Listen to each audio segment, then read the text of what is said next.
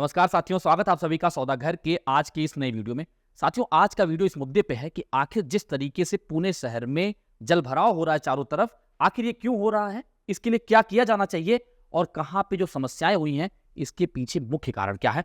सबसे पहले अगर आप समझें, पूरे पुणे में अगर जून का एवरेज बारिश आप देखें तो लगभग 190 mm की बारिश होती है पूरे महीने में। ये एवरेज जो है रेन होता है।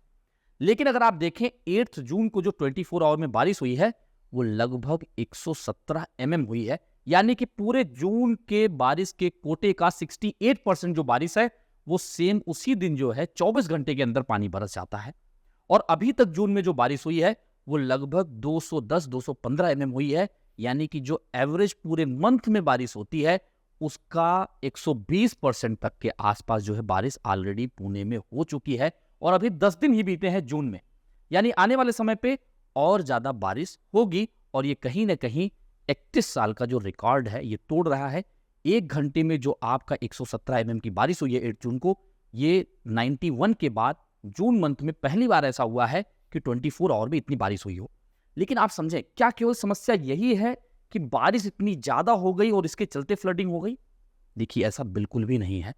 हर साल चाहे बारिश कम हो या ज्यादा हो, फ्लडिंग की समस्या कहीं ना कहीं किसी न किसी हिस्से में जरूर होती है। और इसके पीछे का सबसे बड़ा मुख्य कारण है जिसका जिम्मेदार है अथॉरिटीज, यहाँ की गवर्नमेंट। क्यों? क्योंकि आप सोचें, अगर जून में बारिश स्टार्ट हो जाती है फर्स्ट से सेकेंड वीक के बीच में, तो ये सबसे पहली जिम्मेदारी बनती है कि जो पूरा ड्रेनेज सिस्टम है उसे चेक किया जाए, उसे क्लीन किया जाए, जिससे आने वाले बरसात से जो भी समस्याएं होने वाली हैं वो ना हो। अब आप देखिए, पिछले 2 सालों में इतनी सही, इतनी अच्छी बारिश नहीं हुई है। उसके बावजूद भी तमाम जगहों पे जलभराव आप लोगों ने देखा होगा।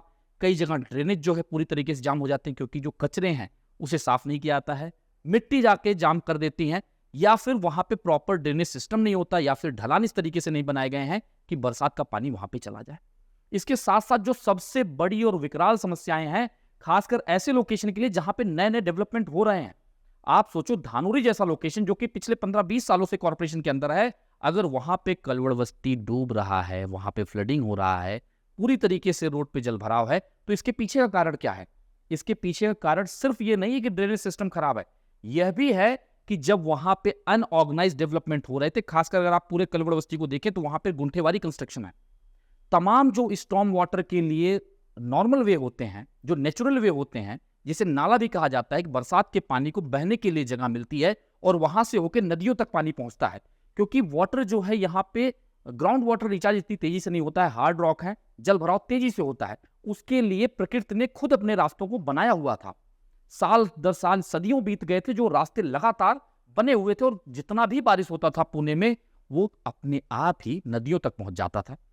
लेकिन जब वहां पर गुंठेवारी की जा रही है, अनऑर्गेनाइज कंस्ट्रक्शन किए जा रहे हैं, और जहां पर खुले तौर पर जितने भी स्टॉर्म वाटर के वे हैं, नेचुरल वे, उसे बंद कर दिया जा रहा है, इस पे सरकार अपनी आंख मूंद चुकी है। पैसे दे के रजिस्ट्रेशन भी हो जाता है। वैसे नाम के लिए तो गुंठेवारी जो आपका कायदा है वो लागू है कि यहां पर जो है आप छोटे पार्सल, लैंड पार्सल बेच नहीं सकते हैं, टुकड़ाबंदी कायदा लागू है। उसके बावजूद भी किस तरीके से गुंठेवारी बिक रहे हैं ये सबको पता है। चलिए, बिके, अच्छी बात है, लोगों को घर नहीं मिल पा रहे हैं, उनके बजट में जो भी लोग बना रहे हैं। लेकिन क्या गवर्नमेंट की जिम्मेवारी नहीं बनती है कि जो नेचुरल वे है, जो स्टॉर्म वाटर के नाले हैं, उसे सुरक्षित किया जाए, उसे सुनिश्चित किया जाए कि जहां जहां पे भी डेवलपमेंट हो रहा है उसे किस तरीके से सुचारू रूप से नदियों तक पहुंचने दिया जाए। आप देखें 2019-20 में जब बारिश हुई थी तो धानोरी और जो आपका लोगांव का रोड है आगे जाके वाघोली में कनेक्ट होता है वाटर पार्क के पास से, वहां पे लोगों के घर के अंदर से पानी होके गुजर रहा था। क्यों होके गुजर रहा था? क्योंकि वहां पहले नाला था, उसे पूरी तरीके से पाट दिया गया, वहां पर गुंठेवारी जमीन बेची गई, लोगों ने अपना घर बना लिया। जिसने घर बनाया उसको यह पता भी नहीं है कि यहां पहले नाला हुआ करता था, नेचुरल वाटर, बरसात के पानी को जाने के लिए रास्ता हुआ करता था। कौन इतना ध्यान देता? खासकर जो गुंठेवारी में खरीद रहा, अपना डेवलपमेंट कर रहा है, वो अपना एक गुंठे में घर बनाएगा या वो देखेगा मैप पे कि यहाँ नेचुरल वाटर स्टॉर्म था या नहीं था? और अगर मान लीजिए उसे पता भी चल पाए तो अपना कंस्ट्रक्शन केवल रोक सकता है, लेकिन उस लाइन में जितने भी कंस्ट्रक्शन हुए सबको तो वो रोक नहीं सकता, ना ही उसे डिमोलिश कर सकता है। आखिर इसमें जिम्मेदारी क्या कॉर्पोरेशन की नहीं बनती है? और ऐसे लोकेशन में जो कि ऑलरेडी कॉर्पोरेशन के अंदर में है, आप बातें करते हैं कि ठीक है, डेवलपमेंट के लिए आपको कॉर्पस की जरूरत है, इसके लिए आप प्रॉपर्टी टैक्स ले रहे हो, गवर्नमेंट आपको सपोर्ट कर रही है, सब ठीक है। लेकिन जो चीजें मौजूद है जमीन पे, क्या उसे वैसे रहने देने में कौन सा खर्चा लग रहा है? अगर वो नेचुरल वे है, अगर उसे वैसे ही रहने दिया जाता तो क्या इसमें दिक्कत आती? 2019-20 के आसपास भी जो नेचुरल वे है वहां पर वर्क स्टॉप नोटिस आए थे तमाम डेवलपर्स को। उस समय किरण गिट्टे जो है यहाँ के एक तरीके से कलेक्टर थे और उन्होंने वो वर्क स्टॉप नोटिस इसलिए भेजा था क्योंकि तमाम ऐसे कंस्ट्रक्शन थे जो स्टॉर्म वाटर के रास्तों को ब्लॉक कर रहे थे। उन्हें सुचारू करने के बाद या फिर उन्हें कॉन्क्रीट रास्ता देने के बाद ही फिर उनको जो है आगे सैंक्शनिंग दी गई, उन पे काम चालू कराया गया। क्या ये काम लगातार नहीं हो सकता है? क्योंकि आप सोचो इतने मास स्केल पे डेवलपमेंट जो करने की बात की जा रही है, डेवलपर पैसे लगा रहे हैं, जमीन खरीदते वक्त स्टैंड ड्यूटी दिया जा रहा है, इसके बाद जब बायर जो है खरीदता है वो खुद स्टैंड ड्यूटी देता है, फिर वो प्रॉपर्टी टैक्स भी देता है, तो इसके बाद आप इन चीजों को अगर सुचारू रूप से नहीं करेंगे तो आने वाला जो समय है, आप सोचो बायर स्टैंप ड्यूटी नहीं दे रहा, वो रजिस्ट्रेशन भी दे रहा है, वो इनकम टैक्स भी पे कर रहा है, वो प्रॉपर्टी टैक्स भी दे रहा है, उसी जमीन का पहले भी स्टैंप ड्यूटी दिया जा चुका है। इतना सारा रेवेन्यू होने के बावजूद भी अगर हम कुछ डेवलप नहीं कर सकते तो कम से कम जो चीजें नेचर ने खुद बनाया है उसे तो बचाया जा सकता है। ये सबसे बड़ी समस्या है जो फ्लड का कारण बन रही है और ये एक सबके मन में संशय का, संदेह का जो है कारण बन रही है कि आखिर जो लोग इतना पैसा लगा रहे हैं उनके भविष्य क्या क्या होगा, जो डेवलपर पैसा लगा के डेवलपमेंट कर रहा है उसका क्या होगा। क्योंकि डेवलपर्स को हम लोग हमेशा कटघरे में खड़े करते हैं कि आखिर इसने गलत कमिटमेंट दे दी, इस तरीके से बेच दिया, यहाँ पे लीकेजेस हैं, यहाँ सीपेजेस हैं, सब सही बातें हैं, लेकिन बेसिक इंफ्रास्ट्रक्चर, रोड, पानी, जल, इसके साथ साथ जो आपका पीने का पानी हो गया, आपकी इलेक्ट्रिसिटी हो गई, और उसमें सबसे बड़ी चीज जो है ड्रेनेज सिस्टम है, अगर ये गवर्नमेंट नहीं मुहैया कराएगी तो फिर डेवलपमेंट कैसे होगा? शहर में पैसा ज्यादा कैसे आएगा? ऐसा शहर जो पूरे साल में लगभग 1 लाख करोड़ का रेवेन्यू दे रहा है, GST, stamp duty, income tax का, ये सब कुछ मिला के उस शहर को अगर सपोर्ट सिस्टम नहीं दिया जाएगा तो आने वाले समय पे क्या होगा? ये सबसे बड़ा कारण है। और अभी आप सबसे पहले ये 30 सेकंड का वीडियो देखिए जहां पे आप नदी देखेंगे, आरएसडी का डेवलपमेंट हो रहा है, रिवर फ्रंट डेवलपमेंट का, बहुत अच्छी बात है कि लोगों को वहां साइकिलिंग करने का, वॉक करने की जगह मिलेगी और उससे जो है एक तरीके से नदियों को सिकोड़ा जा रहा है, पर उन्हें प्रॉपर वे दिया जा रहा है कि उनका वाटर फ्लो हो सके। लेकिन जहां पर आरएफडी नहीं, अगर वहां पे नदियों को इस तरीके से ब्लॉक किया जाएगा, क्या सैंक्शनड है? क्या ऐसा किया जा सकता है? क्या ये लीगल है या इलीगल है? ये समझने वाली बात है। अगर इस तरीके से होगा यानी आने वाला भविष्य और ज्यादा विकराल हो सकता है। जिस तरीके से प्रकृति बदल रही है और हम उसके लिए तैयार नहीं हो रहे हैं, जो नेचुरल वे है उसे भी अगर अंधाधुंध इस तरीके से पाटा जाएगा, बंद किया जाएगा, तो ये फ्लडिंग होना आप समझिए आने वाले समय पे बहुत सी नॉर्मल बातें हो सकती हैं। और ये जो फ्लडिंग हुई आप देखिए, छतरपुर शिवाजी नगर में हुआ है, ये विमान नगर में हुआ है, कल्याणी नगर में हुआ, अंडरपास पे हुआ है।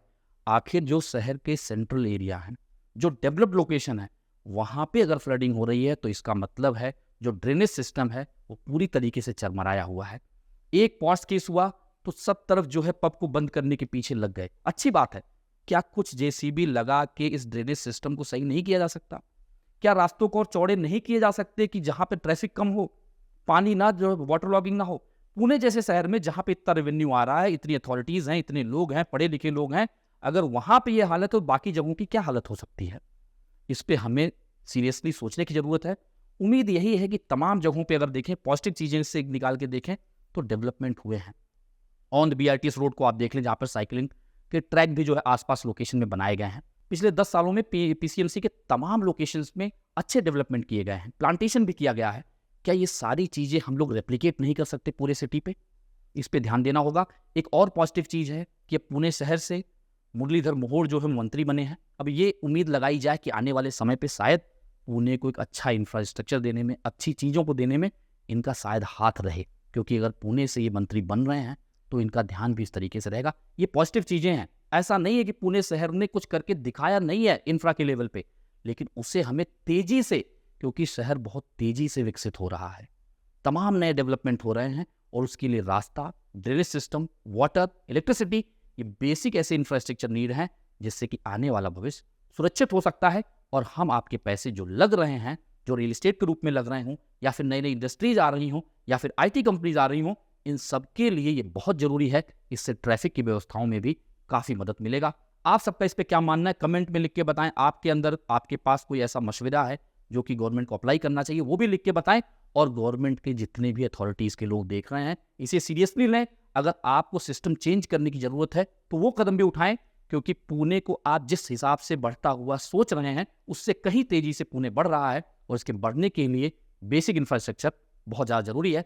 उम्मीद करते हैं साथियों आप सभी को सौदागर का प्रयास पसंद आया है। यदि पसंद आया है तो लाइक शेयर करने के साथ साथ अपने चैनल को सब्सक्राइब कर लें, जिससे आपको तमाम जानकारियां लगातार मिलती रहें और हमें मिले आपका प्यार और प्रोत्साहन। जल्द मिलेंगे एक नए वीडियो के साथ, एक नई इन्फॉर्मेशन के साथ। तब तक के लिए धन्यवाद, नमस्कार।